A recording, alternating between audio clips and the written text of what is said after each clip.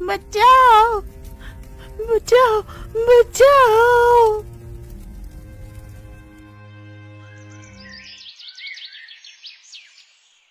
बस, अब बहुत हो गया। अब वो इस गांव में नहीं रह सकती। जब तक वो गांव में रहेगी तब तक हम में से कोई भी चैन से नहीं जी पाएगा। अरे, मेरी बेटी ने कल उसका चेहरा देख लिया था तो वो रात भर नहीं सो पाई। वे इतना डर गई थी कि उसका नाम लेकर चीख कर उठ जाती थी। अरे, जब से मेरे बेटे ने उसका चेहरा देखा है तब से उसका भी कुछ ऐसा ही हाल है। वह तो घर से बाहर निकलने में भी डरता है।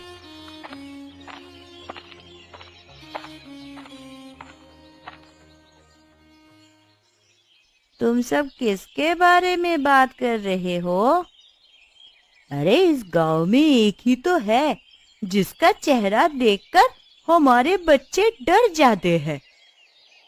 अगर तुम्हारे बच्चे उसका चेहरा देखकर डरते हैं तो तुम सब उन्हें समझाती क्यों नहीं? अरे, हम सब अपने बच्चों को क्या समझाए?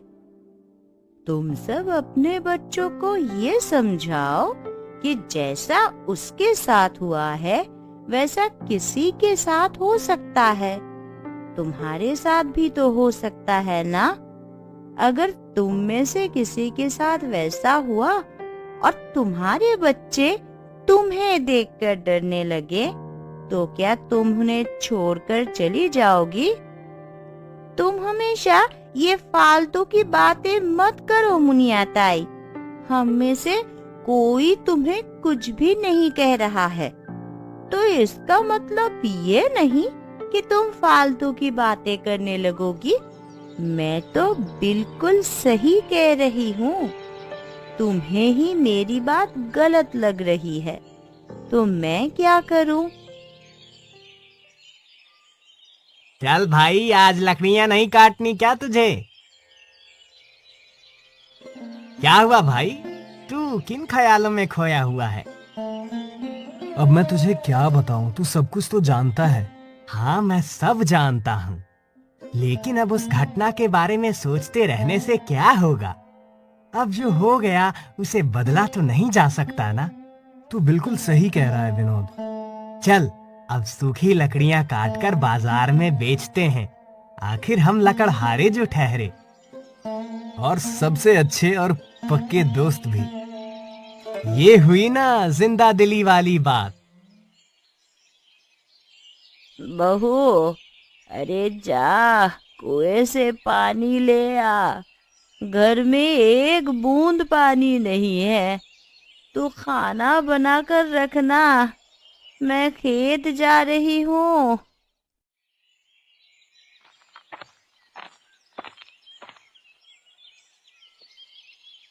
कैसे हो सुलोचना बहन? मैं बिल्कुल ठीक हूँ रश्मि बहन। तुम कैसी हो? मैं तो बिल्कुल ठीक हूँ। अब तुम्हारे घाव कैसे हैं?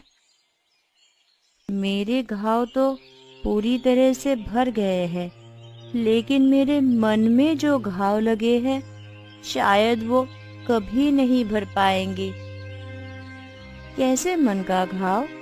मैं कुछ समझी नहीं। बहुत प्यास लगी है, पानी पिला देना चाची।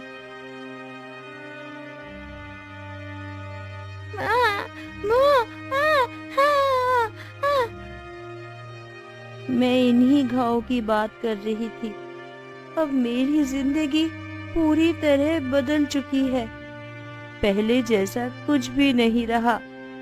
पहले जो बच्चे मेरे गोदी में खेलते थे अब वही मेरे चेहरे देखकर डरकर मुझसे दूर भाग जाते हैं।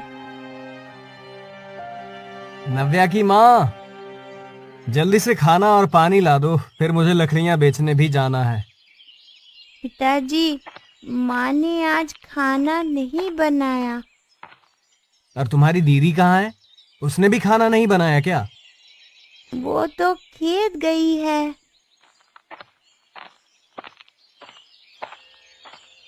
क्या हुआ सुलोचना, तुमने खाना क्यों नहीं बनाया?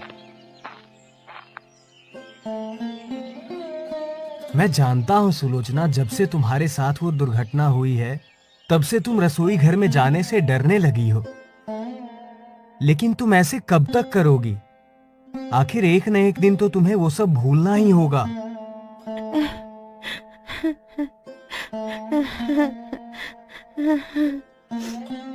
वह बात नहीं है जी, मैं कुछ और ही सोच रही हूँ। तुम क्या सोच रही हो?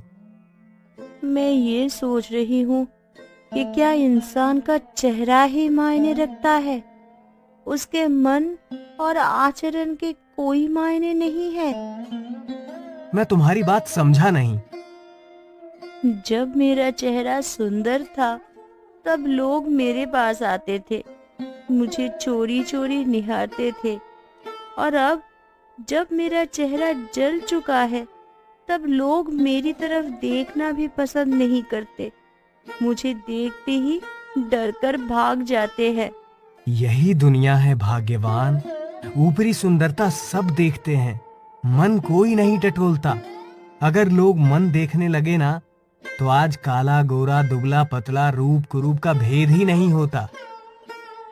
आप बिल्कुल सही कह रहे हो जी। अरे मैं तो अपने ही ख्यालों में खोई हुई थी, आपके लिए खाना बनाना तो भूल ही गई। अभी जाती हूँ और गर्मा गर्म रोटियां सेकती हूँ।